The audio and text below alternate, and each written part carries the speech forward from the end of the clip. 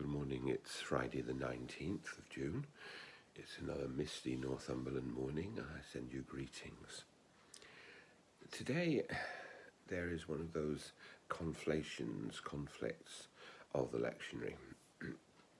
The Western Catholic Church celebrates today what they call the Sacred Heart of Jesus, or what those Anglicans who sometimes celebrate it call the Divine Compassion of Christ, because we would want to assert it's not just about one of those statues of Jesus where he points to his heart, but it's about the compassion of God shown to us in the love of Jesus Christ.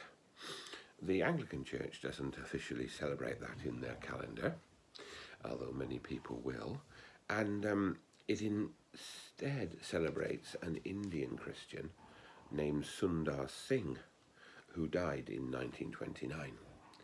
He was an Indian convert to Christianity, and he trained to the level of ordination, but in the end was not ordained, because he was told that in order to be ordained he would need to abandon Indian dress, he would have to dress as an Englishman, he would have to abandon any sort of prayer that came from his own country, and use only the Book of Common Prayer. And he felt that this revealed something that was important, and he needed to oppose. He didn't think that to be a Christian you had to take on the trappings of being English or European, but English specifically in India.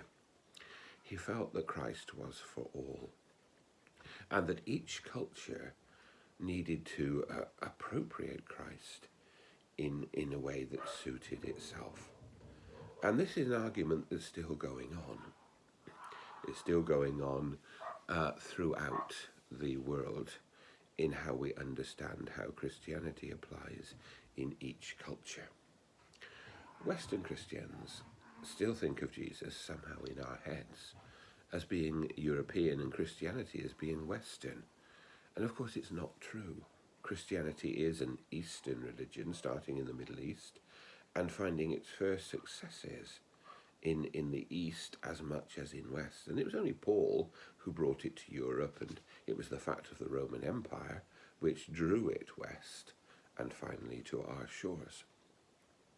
What I'm trying to say is that Sundar Singh's ideas were correct. Christianity has to fit every culture.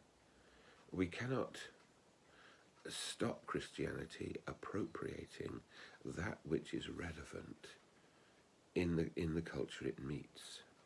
But at the same time, Christianity is unique in that it flows from the revelation of God in Christ Jesus, and from what we might call the divine compassion of God revealed in the life of Jesus Christ. So in each culture, Christianity may morph into something slightly different. But at the center of Christianity, there is the love of God for us all and the revelation of God in Jesus Christ. So things sometimes on the outside will be a little bit different. And we have to learn to accept that. But at the center, there is the love of God in Jesus Christ. And as the gospel set for this celebration of the divine compassion says, Jesus says, "Come to me, all who labor and are overburdened, and I will give you rest. Shoulder my yoke and learn from me, for I am gentle and humble in heart, and you will find rest for your souls. Yes, my yoke is easy and my burden is light." These continue to be difficult times, and in these difficult times, Jesus says to us, "Come to me, who you are, where you are. Experience my love, and then follow me." May God bless us all.